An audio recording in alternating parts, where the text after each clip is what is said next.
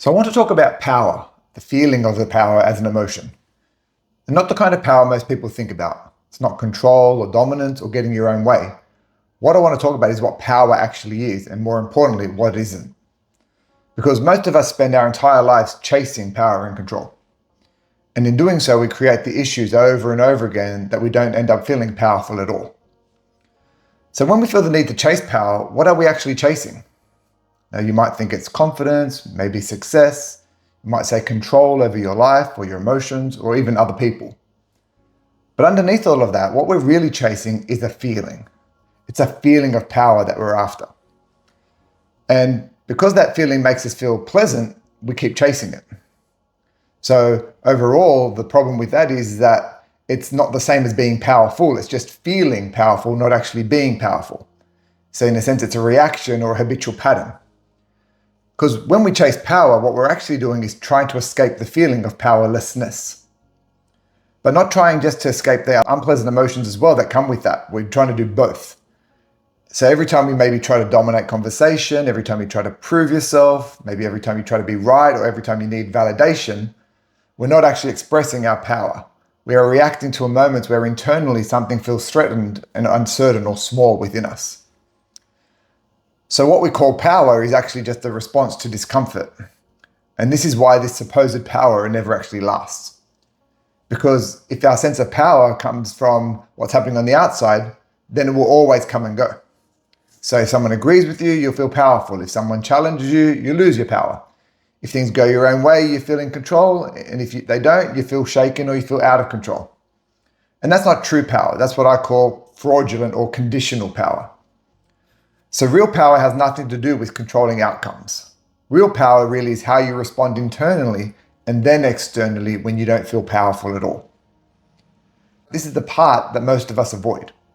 We don't really like feeling powerless. We don't like feeling uncertain, rejected, exposed, or out of control. So we try to override it. We try to think our way out of it, act our way out of it, or control our way out of it. But true power begins when we stop running from the feelings, from the emotions. So the moment you can sit with the powerlessness, sit in it without needing to escape it. That's what we want to do. Because powerless is not the absence of power, it's an emotional experience within us. And how we respond to that experience is where our true power lives. So your true power isn't defined by whether you feel powerful or powerless. True power is defined by how you respond to the feelings of powerlessness. Now, do you panic? Do you get angry or frustrated? Or do you try to regain control where you can? Or do you stay present and connected with your true self? Now, do you allow the feeling to be there without letting it dictate your behavior? Now, do you choose your response consciously? Do you choose to think in a way where you can control? Because that is what real power is. Because now your actions aren't being driven by resistance or the need to control. They're guided by our own inner truth then. So think about this in your own life. Like maybe imagine a situation where you might feel powerless. Maybe someone criticizes you. Maybe something doesn't go your own way. Maybe you feel rejected or overlooked. And in that moment, there's an impulse that we normally have. It's an urge to do something.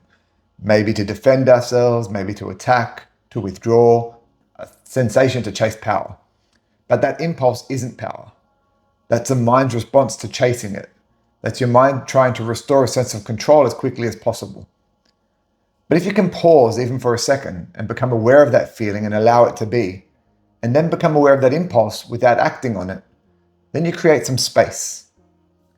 And in that space, you're no longer being controlled by the feeling of powerlessness. You're changing how you relate to it. You're observing to it. You're making a choice. That's what real power is. And from here is where your thinking comes in, because now what you can do is change how you think about the situation, because the thinking shapes how we experience it. So if you tell yourself you have no control here, you'll feel trapped. If you tell yourself this shouldn't be happening, you'll feel resistance. If you tell yourself, I need to fix this right now, then you'll feel urgency and pressure. But if you choose differently, so instead of maybe thinking those ways, you might say, well, can I think in a different way about this situation? Now, could there be a benefit to not changing this right now? How do I want to respond to this situation or this emotion? And when we stop and ask these questions, it can bring back into alignment with our true power. Not the illusion of control that we normally have, but the reality of choosing our response in a situation and choosing that response aligned with our truth. And that's really the only place our true power exists. So we can't control every situation or emotion, can't control all other people, can't control every outcome. But you can always control how you meet each moment and each situation and each emotion.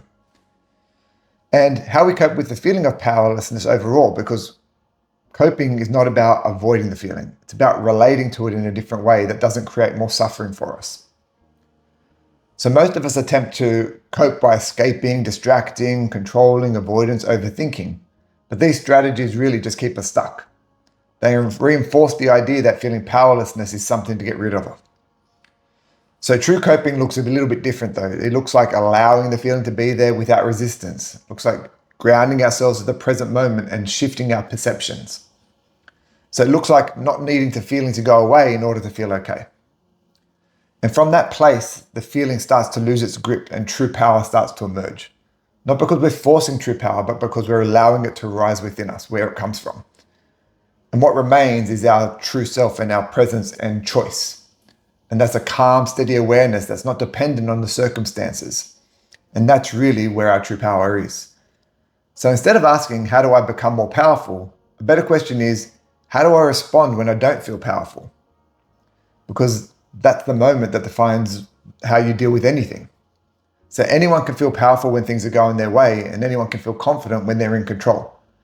But real strength is revealed in how you relate to that discomfort, in moments where you don't have the control you would traditionally like to have.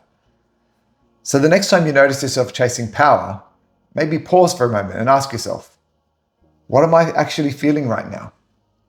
Am I trying to escape something? Am I trying to escape an emotion? Am I reacting or am I choosing? And just bringing your awareness to that can change things for you, because awareness helps break our pattern. It interrupts the automatic reaction and it brings you back to yourself. So you don't need to chase power. You don't need to create a feeling, and you don't need to prove anything. So power is not something that you acquire. It's something you express. And it's expressed in how you meet each moment, especially the ones that challenge us.